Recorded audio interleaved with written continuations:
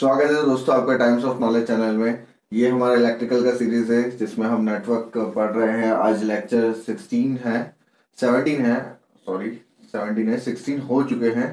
ठीक है, मैंने बेसिक्स केसीएल केवीएल से लेके इंडक्टर कैपेसिटर और तमाम तरह के नेटवर्क थ्योरम्स, ठीक है, और एसी का कुछ पार्ट्स, ये सब डिस्कस कर रखा है ना। आरआरबी जेई से रिलेटेड, एसएससी जेई से रिलेटेड उनका कंटेंट भरपूर दे रखा है। उसमें मैं न्यूमेरिकल मीन्स के हिसाब से एसएससी जेई के उसमें भी न्यूमेरिकल डाले हैं मैंने, ठीक है। और उन सब का लिंक डिस्क्रिप्शन में दे रखा है, आप उसे प्लेलिस्ट में आप जाइए उसकी, और वहां पर से देखिए। कुछ भी डाउट्स हो मुझे बताइए, मैं उनको सॉल्व करूंगा, ठीक है। और रही बात आज स्टार्ट करने की, तो आज मैं एसी का वही न्यूमेरिकल कंटिन्यू करूंगा। एसी का जो अपन ने एसी में जो पिछला सीरीज में आरएलसी वाले जो सीरीज में आरएलसी, ठीक है, वो जो सर्किट पढ़ लिए थे उसी को मैं आगे कंटिन्यू करना हूँ। उसी के मतलब न्यूमेरिकल कंटिन्यू रहेंगे, ठीक है। इसके बाद मैं आपको पैरेलल वाले प्लस उसके न्यूमेरिकल वाले क्या आज कंप्लीट करने की पूरी फुल कोशिश करूंगा, ठीक है। तो अब स्टार्ट करते हैं। पहले स्टार्टिंग क्वेश्चन से ले लेते हैं, ठीक है दोस्तों, है ना। ये पर्टिकुलरली क्वेश्चन डायरेक्ट, ये तो प्री में डायरेक्ट आने के नहीं है, मगर ये जो पीएसयूज होता है ना, जो डीआरडीओ इसरो का हुआ पीएसयू ना, छोटे मोटे जो पीएसयू का एग्जाम लेते हैं अपना पर्सनल, ठीक है, उनके उसमें एग्जाम में ये आता है ना। डीआरडीओ को एग्जाम दिया था उसमें तो आया ही था, ठीक है। तो इसमें क्या है, पहला क्वेश्चन दे रखा है, an inductive coil resistance of 100 ohm when an AC signal of frequency 1000 hertz is applied to the coil, ठीक है, कॉइल पे अप्लाई होगी। The voltage lead the current by 45 degree, the inductance of the coil is, ठीक है। Voltage lead the current, ये voltage है, ये current है, बाय 45 डिग्री का लीड है। ये बात तो आपको समझ में आ गई है ना। मतलब जो भी दे रखा है मेरे को थीटा इक्वल टू 45 डिग्री दे रखा है। अब आगे की बात, फ्रीक्वेंसी दी है अपन को कितनी, 1000 हर्ट्ज का, 1000 हर्ट्ज का फ्रीक्वेंसी दिया गया है। इसके बाद और क्या दिया गया है, रेजिस्टेंस ऑफ 100 ओम, ये रेजिस्टेंस है 100 ओम का, है ना। और क्या है, कुछ है नहीं है। लीड द करंट है, okay. The inductance of the coil, inductance बोले तो एल निकालना है। एल निकालने के लिए मेरे पास क्या क्या है, थीटा है, आर का वैल्यू है, एफ का वैल्यू है, पर्टिकुलर वैल्यूज है, ठीक है। अगर मुझे एल का वैल्यू निकालना होता तो बेसिकली मैं क्या ध्यान देता कि मुझे एक्सएल मालूम है तो ओमेगा एल लगा देता हूँ, ओमेगा एल से 2 पाई एफ एल लगा के निकाल सकता था, है ना। 2 पाई एफ एल से निकाल सकता था। पर यहाँ मुझे एक्सएल का वैल्यू नहीं पता है, मुझे यहाँ पता है क्या, रेजिस्टेंस ऑफ 100 ओम, ओके। तो अब कैसे करा जाए, ठीक है। तो अपन को आपको कुछ रिलेशन याद रखने पड़ेंगे जो इसमें मैंने बताए थे। ये आर होता है तो ये एक्सएल होता है, तो ये जेड होता है, ये थीटा होता है, ठीक है। तो अपन को कुछ ऐसा रिलेशन पता पड़ जाए जो आर थीटा और एक्सएल में हो, तो अपन को ये दो जो पता है तो ये निकल जाएगा, है ना। ये देखिए मैंने इसको बहुत धीरे बता दिया है, पर ठीक है, आपका ये दिमाग बहुत तेज चलना चाहिए कि आपको ये सब याद रहना चाहिए, ओके। तो मैं क्या लिख सकता हूँ इसको, tan theta equals to XL by R, ये हो सकता है जी, बिल्कुल हो सकता है, ठीक है। तो अब इसमें बचा क्या, इसमें बचा क्या, है ना। tan थीटा, थीटा का वैल्यू क्या दे रखा है, ये 45, tan 45 क्या होता है, 1 होता है tan 45, मैंने डायरेक्ट पुट कर दिया है। ये एक्सएल हो जाएगा, और आर कितना हो गया 100, यही रहेगा, ठीक है। अब एक्सएल का वैल्यू क्या हो जाएगा उस प्रकार से 100 ओम, यही होगा रिएक्टिव, ठीक है। अब यहाँ पर यहाँ देखिए, ठीक है, एक्सएल मतलब omega L, omega L equals to 100, omega L की जगह क्या लिख दूंगा मैं, 2 pi F L, 2 pi F L equals to 100, ठीक है। एल का वैल्यू कितना हो जाएगा 100 by 2 pi into F, frequency दी रखी है 100, 1000 हर्ट्ज, 1000 हर्ट्ज फ्रीक्वेंसी दी गई है, तो 1/20 पाई इसका आंसर है। इसको और रिजॉल्व कर लीजिएगा आप, हो गया सिंप्लीफाइड। बस इसका है कि आप कंसेप्ट आना चाहिए, ये ट्राइंगल आपको सॉल्व आना चाहिए। जिस प्रकार आर एक्सएल है तो यहाँ पे वी आर भी हो सकता है, बिल्कुल हो सकता है, ठीक है। पी भी हो सकता है, यहाँ एक्सएल है उसी प्रकार क्या हो सकता है, वी आर है तो यहाँ वी एल होगा, ठीक है। यहाँ पी है तो यहाँ क्यू होगा, यहाँ जेड है तो क्या होगा, नेट वोल्टेज, यहाँ पी क्यू हो गया तो एस बन जाएगा, ठीक है। ये रिलेशन मैंने आपको बहुत स्पेसिफिकली बताया था पिछले लेक्चर में, आप उसका ध्यान रखेंगे, ठीक है। मैं बढ़ता हूं नेक्स्ट क्वेश्चन पे, जगह इधर चाहिए, ठीक है दोस्तों। ये क्वेश्चन थोड़ा सा लंबा चौड़ा है, पर पर्टिकुलरली ये मैंने पीएसयू के हिसाब से डाला है, और अगर जो शॉर्ट न्यूमेरिकल्स आते हैं अपने आरआरबी जेईई एसएससी जेईई में उनके हिसाब से, ठीक है। वोल्टेज दे रखा है 14.1 sine of 1000 pi t, frequency निकालना है, आरएमएस पीक वैल्यूज की निकालना है इसमें से, ठीक है। करंट निकालना है, करंट थ्रू 5 ओम का रेजिस्टर दे रखा है, 1 मिली हेनरी इंडक्टर है, और 150 माइक्रो फैराड का कैपेसिटर दे रखा है, ठीक है। इसका पहले सॉल्यूशन क्या करना है, फ्रीक्वेंसी निकालने के लिए क्या करना है, 1000 पाई टी है, इसको किससे कंपेयर करना है, ओमेगा टी से। बोले तो ओमेगा टी से कंपेयर करना है, ओमेगा को क्या लिख सकता हूँ, ओमेगा टी को 2 पाई एफ टी लिख सकता हूँ, 2 पाई एफ टी, टी से टी कैंसिल हुआ, पाई से पाई कैंसिल हुआ, 2f इक्वल्स टू 1000, मतलब f इक्वल्स टू 500 हर्ट्ज, ये हो गया, ये 500 साइकिल पर सेकंड, ऐसा ऑप्शन आएगा, डायरेक्ट क्लिक कर दीजिएगा, ठीक है दोस्तों।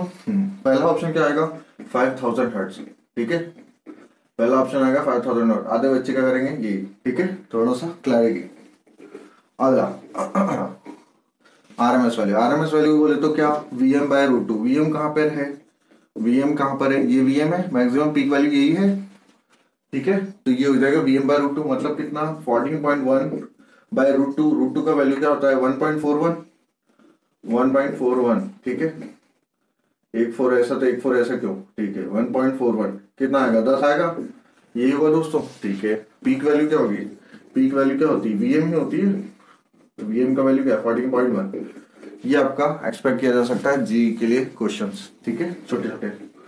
इसके बाद कहानी बढ़ते हैं करंट पे। करंट क्या बोलता है, आई बोले तो रेजिस्टर के केस में क्या होगा, वीएम बाय आर होगा, वीएम का वैल्यू कितना है, 14.1 sine of 100 pi 1000 pi t, okay, 100 नहीं है 1000 है, ठीक है। आर का वैल्यू कितना है, 5 ओम, है ना, निकल जाएगा करंट, सिंप्लीफाइड है, निकल जाएगा, बिल्कुल निकल जाएगा, है ना। ये वही instantaneous value of the current निकलेगा, क्योंकि साइन ओमेगा टी है। अगर आरएमएस बोलता तो क्या निकलता, वी आरएमएस बाय आर करता, मतलब क्या करता, 14.1 बाय रूट 2, है ना, मतलब ये जो 10 वोल्ट निकला था, और अपॉन में आर कितना 5, ये करंट आरएमएस करंट होता, आ रहा है दोस्तों समझ में। ये सिंप्लीफाइड वर्जन है करंट थ्रू रेजिस्टेंस का। अब आगे की कहानी, यहाँ पर सेकंड किसके लिए निकालने वाला हूं मैं, एक हेनरी है, 1 मिली हेनरी का इंडक्टर है। आपको ये क्वेश्चन का फिजिकल डायग्राम समझ में आ सकता है कि नहीं आ सकता, अगर ये सिंप्लीफाइड एसी सोर्स है तो ये इंडक्टर है, इससे पहले क्या था, रेजिस्टर हुआ करता था, इससे बाद में क्या आएगा, कैपेसिटर आएगा, तीनों वर्जन है, ठीक है दोस्तों।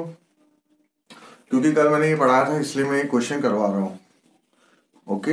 हाँ, अब अगली कहानी क्या बता रहा है, 1 मिली हेनरी का इंडक्टर है, 1 मिली हेनरी का इंडक्टर है, तो इससे एक्सएल तो पता ही पड़ ही सकता है, 2 पाई एफ एल, है ना। एफ का वैल्यू कितना है, 1000 है दोस्तों जी, नहीं, एफ का वैल्यू कितना आया था, 500, एफ का वैल्यू 500 इंटू एल का value 1 milli henry, 1 into 10⁻³ okay दोस्तों। तो हो जाएगा कितना, 2 इंटू 500, 1000 से 10⁻³ कट जाएगा, मतलब इसका वैल्यू होगा पाई, एक्सएल इक्वल्स टू पाई ओम, यही होगा, यही करेंगे ना, हाँ ठीक है। अगला करंट निकालनी है मेरे को, करंट निकालनी है तो I equals to VM by XL, ये लिखूंगा, सिंप्लीफाइड वर्जन है, कुछ भी यही बोलेगा कोई भी इंसान। वीएम के लिए क्या लिखूंगा, 14.1 sine of 1000 pi t by XL का वैल्यू कितना लिखूंगा मैं, पाई, सॉरी, ठीक है। हाँ, इसके बाद ये सिंप्लीफाई हो जाएगा, मैं कर दिए जाता हूँ,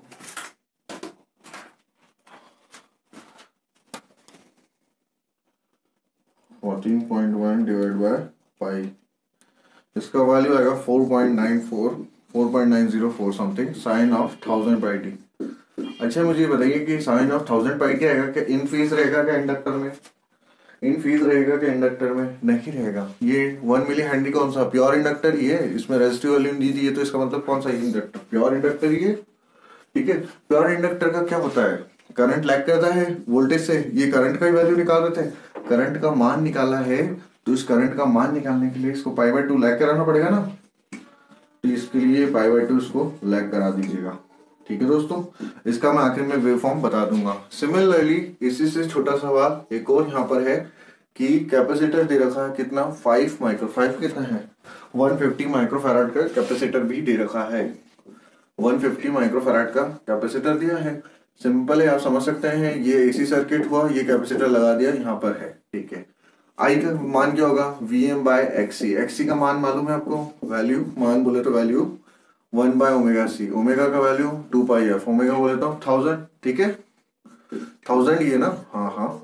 सी का वैल्यू 150 इंटू 10⁻⁻6 माइक्रो फैराड है, ऊपर जाके 10⁻6 हो जाएगा। हाँ हो जाएगा। 1 2 3 4 4 जीरो कट जाएंगे, ऊपर कितना बचेगा 10⁻2। ठीक है दोस्तों, ये बचेगा। तो ये 100/15 लिख सकता हूँ मैं इसको, और सिंप्लीफाई करूंगा तो 5 दिया 15 20 20 3 66 6 हाँ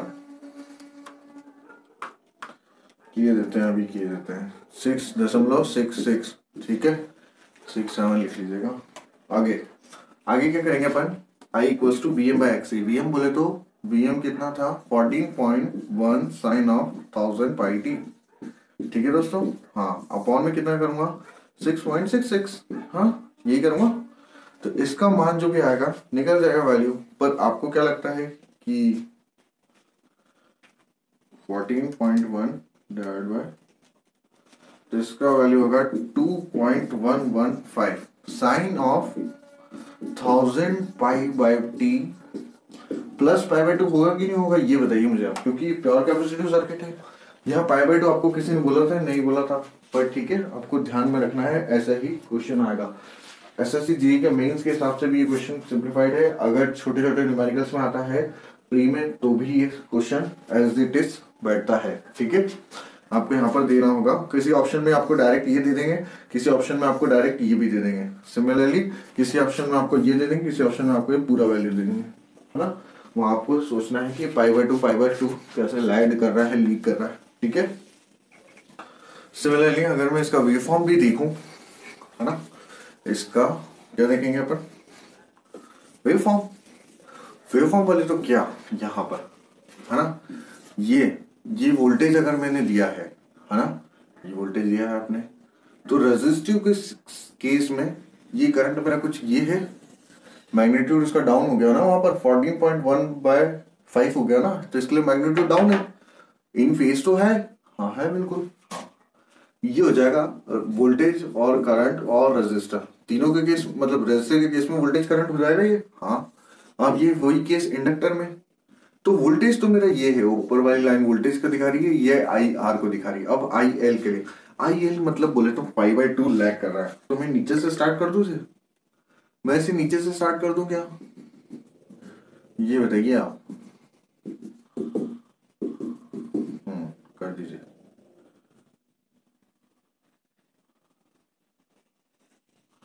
ये कुछ ऐसा चित्रकारी बनेगी। ठीक है दोस्तों, ये करंट होगी इंडक्टर की, और ठीक इसी प्रकार, या ये लिख दे रहा हूं मैं, और ठीक इसी प्रकार कैपेसिटर की लीड करेगी। ये वोल्टेज था, ये पाई/2 लैग करेगा, मतलब पाई/2 लीड करने के लिए मुझे यहां से कर दीजिएगा।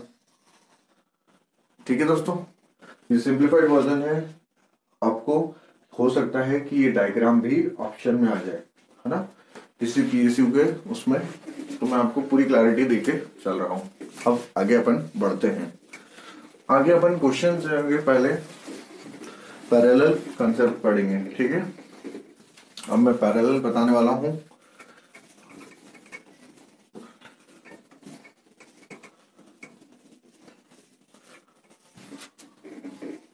ठीक है, ये होगा पैरेलल सर्किट्स पे। ठीक है, पैरेलल में पहले मैं ले रहा हूँ आरएल से शुरुआत करते हैं, शुभारंभ।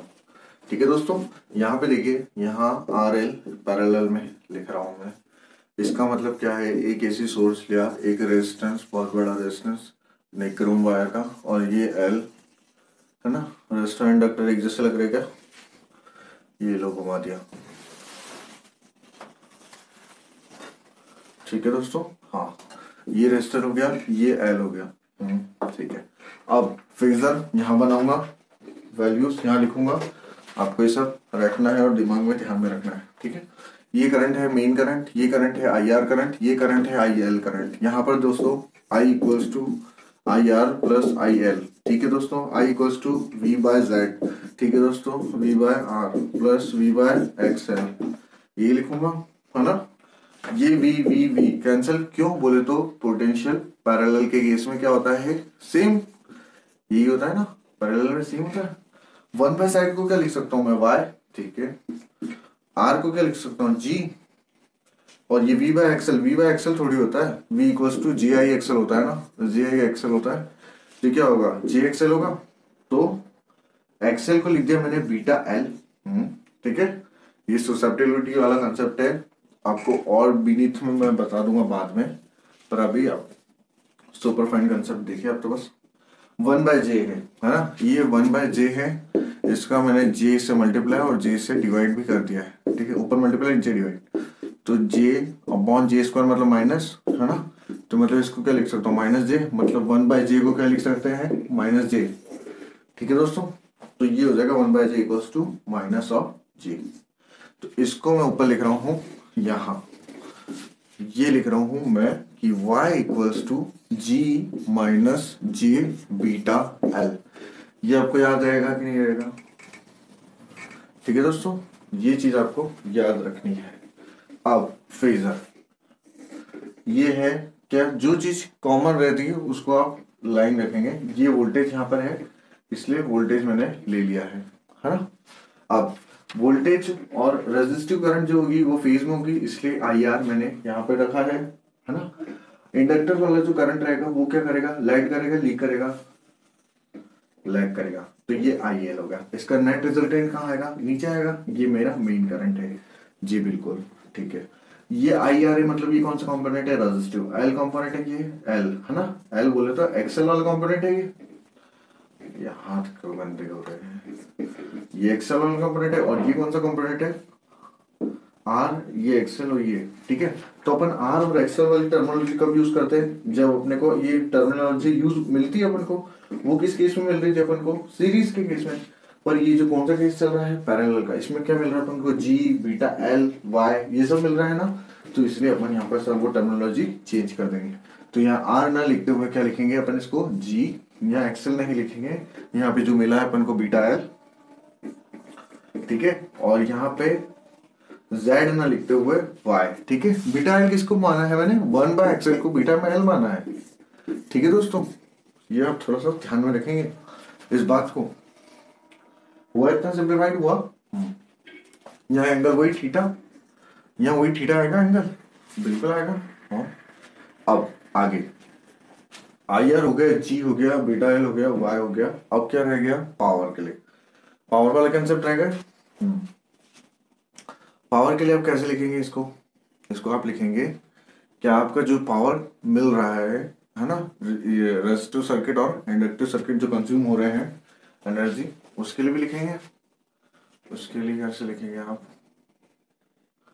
पहले तो इधर देखिए आप, ये जो y है इसको लिखेंगे आप under root of G square plus beta L का स्क्वायर। ये जो लिखेंगे आई के लिए क्या लिखेंगे, under root of I R का स्क्वायर प्लस आई एल का स्क्वायर, ये दो के लिए लिखेंगे, ठीक है। और वहीं आप लिखेंगे एस के लिए, मेन पावर के लिए लिखेंगे, ये लिखेंगे आप पी का स्क्वायर प्लस क्यू एल का स्क्वायर, ठीक है दोस्तों।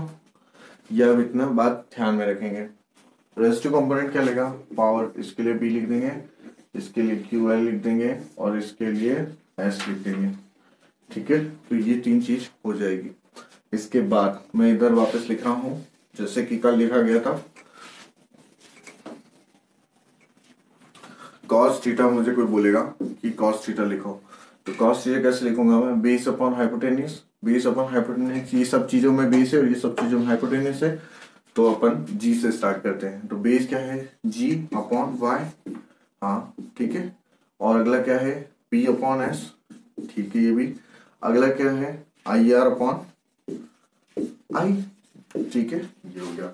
tan थीटा में आप क्या लिख सकते हैं, परपेंडिकुलर अपॉन बेस, तो परपेंडिकुलर है माइनस बीटा एल, माइनस लिखा है ना, ठीक है, minus L beta, minus beta L upon perpendicular upon base, मतलब जी, इधर हो जाएगा minus Q L upon P और इधर हो जाएगा माइनस का आई एल अपॉन आई। ठीक है दोस्तों, ये सिर्फ आरएल सर्किट का पैरेलल टर्मिनोलॉजी मैंने सॉल्व करा है, जिसमें आपको ये इक्वेशन बहुत ज्यादा मस्ट टू रिमेंबर है, ये मस्ट टू रिमेंबर है, ये मस्ट टू रिमेंबर है, और ये ग्राफ मस्ट टू रिमेंबर है, ग्राफ नहीं फेजर। ठीक है दोस्तों, ये वैल्यूज आप ध्यान रखेंगे, आपका इनको डायरेक्ट कंजप्शन यूज आएगा, है ना। ठीक है दोस्तों, जैसे कि पी निकालना हुआ तो पी इक्वल्स टू डायरेक्ट क्या लिखेगा कोई, P equals to S of cos theta. ठीक है दोस्तों, यह आप चीज को ध्यान में रखेंगे। अब मैं आगे बढ़ता हूं पैरेलल आरसी सर्किट पे।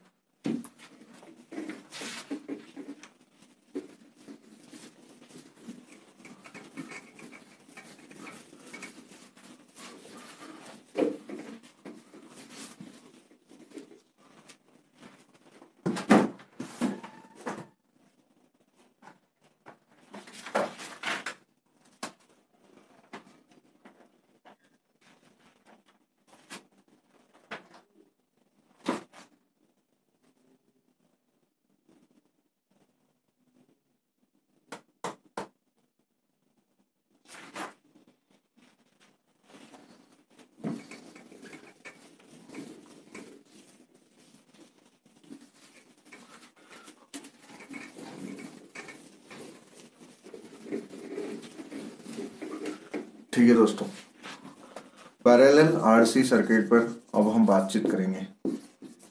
पैरेलल कौन सा, आरसी सर्किट।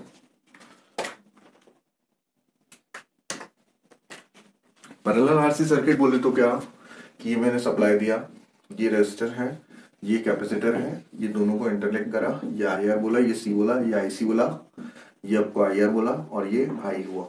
ठीक है, आई का वैल्यू किससे होगा, आई आर प्लस आई सी, है ना। ये लिखूंगा, आई का वैल्यू मतलब वी जेड, आई आर का वैल्यू मतलब we are, plus I C का वैल्यू कितना है, जे ओमेगा सी वी, ये बोलूंगा।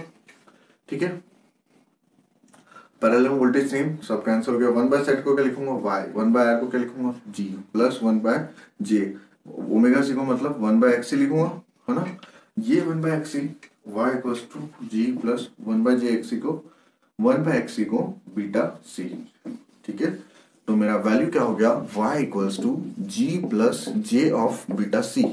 ठीक है दोस्तों, फेजर बाद में बना देंगे। हाँ, इसको कैसे लिख सकता हूँ, y square equals to under root of G का square plus beta C square. एक फार्मूला ये याद रहेगा जी, बिल्कुल रहेगा। अब फेजर, फेजर हुआ एक लाइन, वोल्टेज ये रहा, करंट रेजिस्टिव करंट फेज में। ठीक है, कैपेसिटिव करंट लीड करेगा वोल्टेज से, जी बिल्कुल, तो ये रहा वोल्टेज का करंट, ये वोल्टेज से लीड करता हुआ कैपेसिटर का करंट, इसका नाम दिया आईसी, जो इन दोनों का रिजल्टेंट है नेट करंट, ये रहा आई, ये एंगल थीटा, जी बिल्कुल।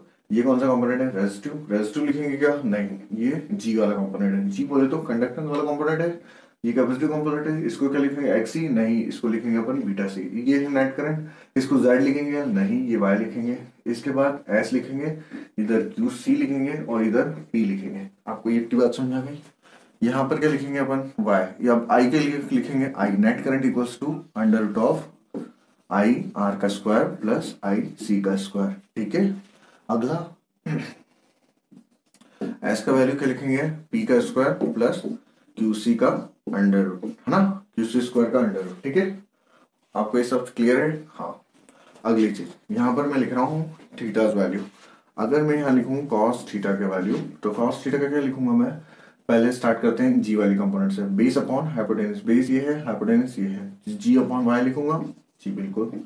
ठीक है, अगला आई आर अपॉन क्या लिख दूंगा, आई लिख दूंगा मेन करंट। अगला पी अपॉन क्या लिख दूंगा, एस लिख दूंगा, जी बिल्कुल।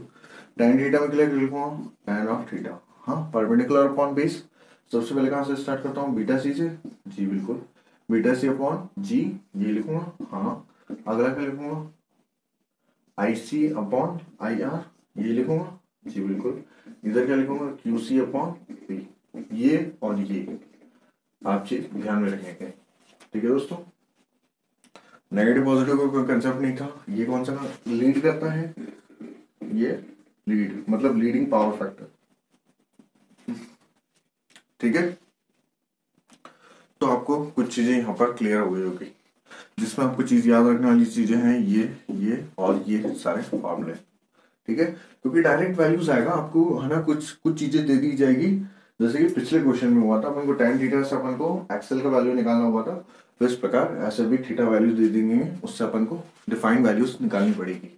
ऐसे करके क्वेश्चन को मैनिपुलेट करा जा सकता है, वो प्री में दिया जाए, मेंस में दिया जाए, या किसी पीएसयू का एक्चुअल में पेपर जो होता है वो 3 घंटे का हो जाता है, तो उस 3 घंटे में आपसे ये क्वेश्चन एक्सपेक्ट किए जा सकते हैं करने के लिए। ठीक है दोस्तों, वहां पर ये आपको बतौर अच्छे से करना के लिए टाइम दिया जाएगा, इसलिए आपको बोल रहा हूँ ये सब।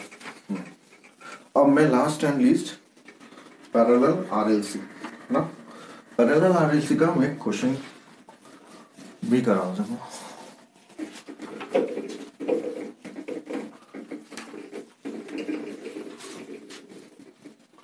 जी, है ना, ये है एक एसी सर्किट, ये आर लगा दिया, ये एल लगा दिया, और ये लास्ट में सी लगा दिया। ठीक है दोस्तों, ये में पढ़ने वाला है अपन पैरेलल आर एल और सी का सर्किट। जी बिल्कुल, ये करंट कौन सी होगी मेरी, आई आर, इसमें कोई शक आई एल है, और ये कौन है, आई सी। हाँ, ये एसी सोर्स है। हाँ, अब यहां से आगे आई इक्वल्स टू क्या लिखूंगा, I R plus I L plus I C. जी बिल्कुल नॉर्मल बात है। वी बाय जेड इसका एक्सप्लेनेशन, ये वी बाय आर होगा, आई एल के लिखूंगा वी बाय जे एक्स लिखूंगा। जी बिल्कुल, आई सी को लिखूंगा जे ओमेगा सी वी। ठीक है, वी बाय जेड को क्या लिखूंगा, वी बाय जेड के लिए वाई लिखूंगा, वन बाय आर के लिए जी लिखूंगा। वी वी कैंसिल हो गया ना, ऑटो करेक्ट है तो। हाँ, और ये क्या हो जाएगा, minus of J beta L, हाँ, प्लस जे ऑफ बीटा सी हो जाएगा। ये आपको एक्सप्लेन कर दिया तो पिछले में, ये हो जाएगा पूरा।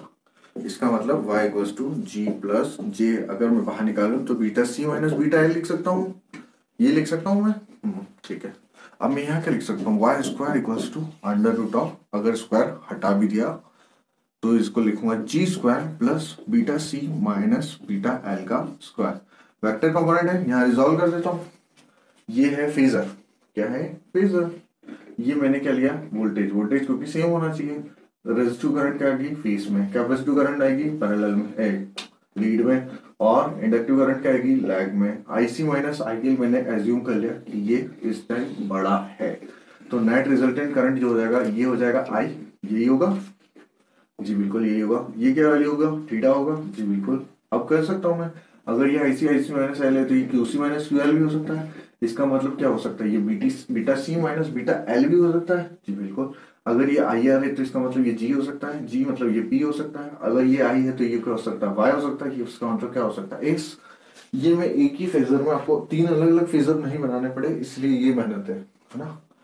ये मैं आलसी हूँ ऐसा समझ लीजिए, अगर ऐसा नहीं है तो, पर आपको यही करना है और यही काम देगा, यही मार्क्स लाएगा। ठीक है, अब करंट के फेजर में बात करेंगे तो आई इक्वल्स टू क्या हो जाएगा, I under root I R का square plus I C minus I L का होल स्क्वायर। ठीक है, हाँ, अब मैं लिखूंगा एस के लिए, एस इक्वल्स टू ये हो जाएगा पी का square plus Q C minus Q L का होल स्क्वायर। ठीक है दोस्तों, ये चीज आपको याद रखनी है। अब मैं cos थीटा tan थीटा का वैल्यू लिखने वाला हूँ, इसको छोटा करके यहाँ पे लिख देते हैं आई एल। अब ये cos of theta blue pen का,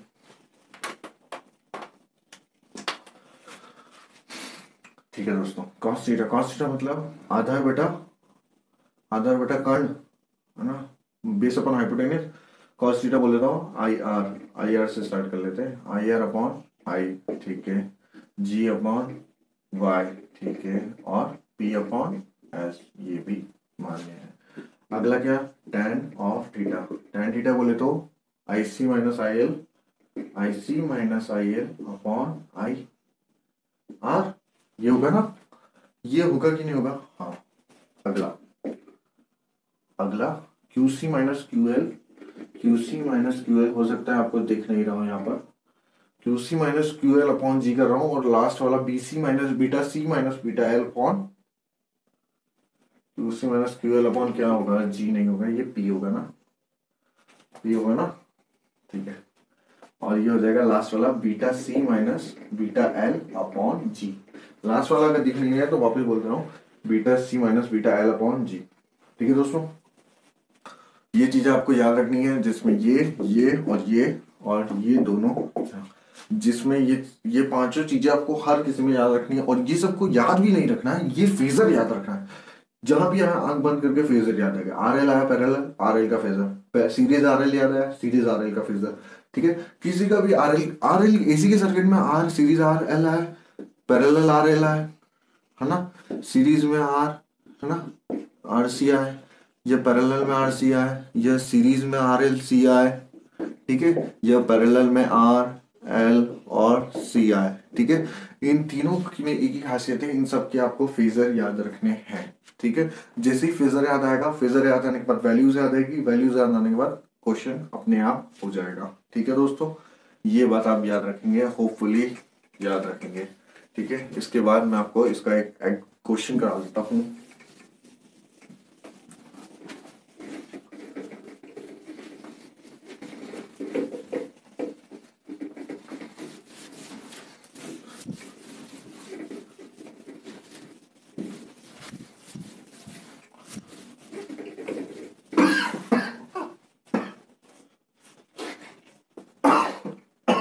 सॉरी,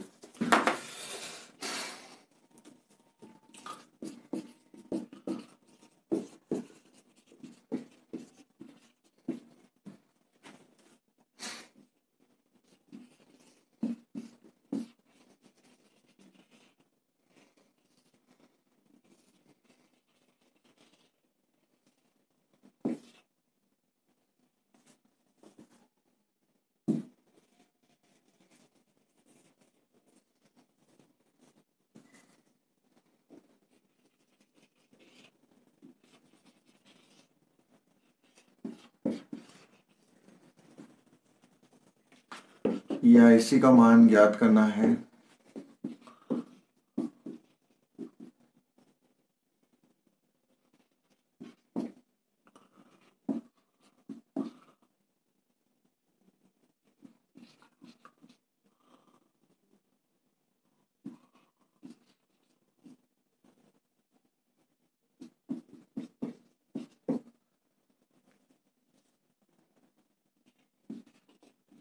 ठीक है दोस्तों, ये क्वेश्चन है सिंप्लीफाइड।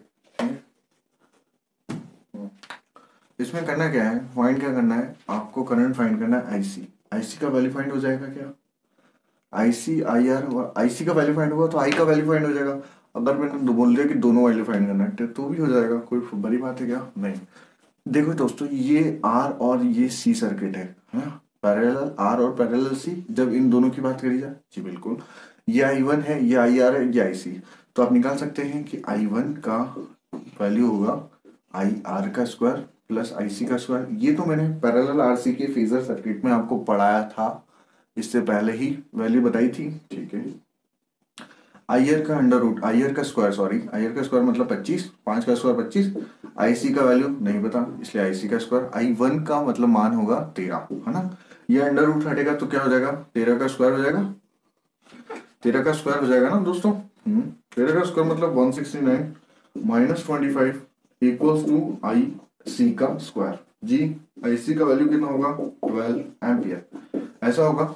ठीक है, कोई सोच रहा है कि अगर ये 13 एम्पियर अंदर एंटर हो रहा है, 5 इधर जा रहा है और 8 इधर जाएगा, तो आप बहुत गलत सोच रहे हैं। ठीक है, ये एसी है, ये डीसी का सर्किटरी नहीं है। ठीक है, ठीक है दोस्तों। हाँ, खासकर ये लेक्चर उन लोगों के लिए भी बहुत इंपॉर्टेंट है जो अपने बीटेक के फर्स्ट ईयर, मतलब first year second year third year में किसी में भी हो, आपके लिए भी ये लेक्चर बहुत इंपॉर्टेंट मायने रखते हैं। आप उन्हें देखें तो उस टाइम भी क्लैरिटी आएगा। अगला अगला वैल्यू है क्या, आई। आई इक्वल्स टू क्या लिखूंगा मैं, आई आर का square plus I L minus I C, है ना, आई सी माइनस आई एल कर देते हैं, जैसा हमने लिया था पहले, यही कर देंगे। इसका मतलब क्या है, आई आर का वैल्यू, आई आर का वैल्यू बोले तो क्या 5, ये 5 का square plus I C minus I L, I C मतलब 12, आई एल मतलब, आई एल कहाँ गई, 12 में से 24, ये 24 है, किसी को क्लैरिटी नहीं है तो ये 24 है। 24 एम्पियर है ये, 24 एम्पियर। ठीक है दोस्तों, तो 12 में से 24 का घटाव होना है। हाँ, तो ये हो जाएगा 144 और ये 5 25 159 और वंडर रूट हो जाएगा 169। इसका मतलब बोले तो 13 एम्पियर का मेन करंट है। ये होगा, इसका मान कितना आया 13 एम्पियर और इसका मान कितना आया 12 एम्पियर। ठीक है दोस्तों, ये बहुत आसान क्वेश्चन था एक पैरेलल आरएलसी सर्किटरी का। ठीक है, नेक्स्ट।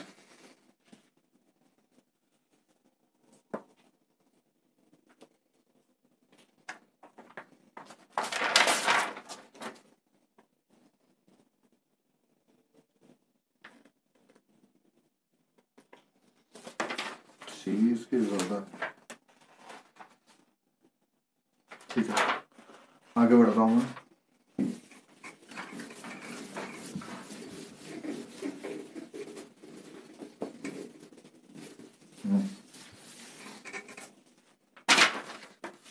एक क्वेश्चन है जिसका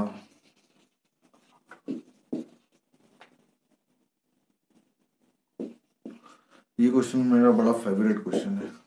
इसको मैंने 2 वीडियो में पहले भी डिस्कस कर चुका हूँ और आज एक और वीडियो में डिस्कस होगा ये। ठीक है दोस्तों, इसमें मैंने IRMS VRMS जो निकालना था वो पहले भी निकाला है, अभी भी निकालने की जरूरत पड़ेगी। इसमें मेरे को निकालना है, इस क्वेश्चन में मेरे को निकालना है इसका पावर फैक्टर। पावर फैक्टर निकालना है, तो पावर फैक्टर क्या होता है cos of theta. Cos theta होता है, आपको बोलेंगे आरएल सर्किट। आरएल सर्किट मतलब क्या हो जाएगा, ये फटाफट आपने ड्रॉ करा, करंट सेम है, ये हो जाएगा VL, ये हो जाएगा VR, ये हो जाएगा V। इसका मतलब क्या हो जाएगा, ये हो जाएगा VL मतलब ये XL हो जाएगा, ये R हो जाएगा मतलब ये Z हो जाएगा। कॉस थीटा बोलेगा कोई भी तो कॉस थीटा उसके लिए मार देंगे मुंह पे R अपॉन Z मार देंगे, बेस अपॉन हाइपोटेन्यूज करके कॉस थीटा बोल देंगे R अपॉन Z। ठीक है, यही बोलेंगे, ये बोलेंगे। इस Z में क्या है XL है, XL मतलब क्या है ओमेगा L है, ओमेगा L मतलब क्या है 2πfL है, 2πfL मतलब फ्रीक्वेंसी है। तो फ्रीक्वेंसी तो यहाँ 2 हो गई ना, एक 0 हो गई DC के कारण और एक हो गई AC के कारण, जो ओमेगा ओमेगा टी मतलब यहाँ पे जो फ्रीक्वेंसी होगी, है ना। तो मेरे पास 2 फ्रीक्वेंसी से मैं एक Z निकाल सकता हूँ क्या? नहीं दोस्तों, ऐसा आप कभी नहीं कर पाएंगे। ठीक है, 2 फ्रीक्वेंसी से आप इंपेडेंस कैलकुलेट ना करिए तो ही बेहतर होगा। ठीक है, तो उस केस में क्या करेंगे आप और भी चीजें हैं। ठीक है, नॉर्मल एनर्जी कंजप्शन भी होता है, नॉर्मल एनर्जी कंजप्शन होता है, तो अपन उसको पावर के टर्म्स में डिनोट कर सकते हैं। ये R और VP, ये VR, ठीक है, ये सब डिनोट करता था। इसका मतलब क्या होता है, ये QL भी तो था, इसका मतलब क्या था, ये P भी तो था, इसका मतलब क्या था, ये S भी तो था। तो इसको मैं क्या लिख सकता हूँ, इसको मैं क्या लिख सकता हूँ, 20/1 में P/S भी तो लिख सकता हूँ, ये भी तो लिख सकता हूँ। P मतलब क्या है, जो रियल पावर कंजप्शन है I²R, ये लिख सकता हूँ। और S क्या है V इंटू I। ठीक है, ये सब RMS वैल्यू है, VRMS IRMS। ठीक है, और ये IRMS है ना। तो अब इसमें क्या करेंगे, एक IRMS से एक कट जाएगा, हाँ, तो इसमें क्या बचा IRMS into R upon VRMS। ये दोनों का वैल्यू कल के वीडियो में निकाला गया है। ठीक है दोस्तों, आप उसे मेरे को, ये आपका होमवर्क है कि आप मुझे इसका कमेंट में सॉल्यूशन दें। ठीक है, इसका कल के वीडियो में VRMS और IRMS का वैल्यू निकाला गया है। कुछ नहीं है, VRMS निकालना है तो अंडर रूट कर दीजिए 4² और ये हो जाएगा 1/√2 का स्क्वायर। ये VRMS निकल गया, हाँ। और IRMS के लिए क्या करेंगे, ये पहले तो DC से करंट जो जा रहा होगा 4/2 एम्पेयर, ये एक IDC वाला करंट हो जाएगा, हाँ बिल्कुल। Z के लिए इन दोनों से Z निकाल देंगे, ओमेगा वैल्यू से फ्रीक्वेंसी निकाल देंगे तो Z निकल जाएगा। Z निकलने के बाद V/Z कर देंगे, 1/√2 के बाद Z कर देंगे तो उससे IRMS निकल जाएगा। दोनों करंट उसका अंडर रूट लेके, मतलब जो नेट करंट निकाल के इस तरीके से इधर भी होगा। ये दोनों वैल्यू पुट करके, रेजिस्टेंस वैल्यू पुट करके मुझे पावर फैक्टर का वैल्यू निकाल के बताएं। ठीक है, बहुत आसान सवाल है, सिंप्लीफाइड सवाल है। मेंस में, ये बड़ी एग्जामों में, ये आपके सेमेस्टर के एग्जाम में भी आने के इसके सवाल होते हैं। ठीक है दोस्तों, तो मैं आपसे उम्मीद करता हूं कि आपको ये समझ में आएगा। ऐसे प्रकार के आप अनेक क्वेश्चन भी ट्राई करें। ठीक है, कोई इसमें खामी नहीं है, कैपेसिटर लगा के वैल्यू चेंज करके कर दीजिए। तब भी होगा, पावर फैक्टर तो निकलेगा सर्किट का, इसी आगे मतलब पावर फैक्टर निकलेगा, कंजप्शन ऑफ एनर्जी, ठीक है, सब पता पड़ेगा। ठीक है, तो जब तक के लिए चलता हूँ मैं, है ना, आज के लिए बहुत है इतना। मैं इस पे एक और एक पूरा डेडिकेटेड वीडियो रहेगा, इसमें जो सीरीज और पैरेलल के जो क्वेश्चंस है, इसका जो नेक्स्ट लेक्चर रहेगा वो पूरा क्वेश्चन से रहेगा, आप उसको भी देखिएगा। ठीक है, उसमें पूरे क्वेश्चन में और जितने बच गए हैं और जितने हो सकते हैं, जितने पावर ट्रायंगल वाले क्वेश्चन हैं वो भी मैं डिस्कस कर दूंगा। ठीक है, ठीक है दोस्तों, और जो भी आपके डाउट्स हैं मुझे कमेंट करिए, मैं आपका आईडी एक्टिवेट हो गई तो कर दूंगा रिप्लाई। ठीक है दोस्तों, जब तक के लिए चलता हूँ, जय हिंद जय भारत।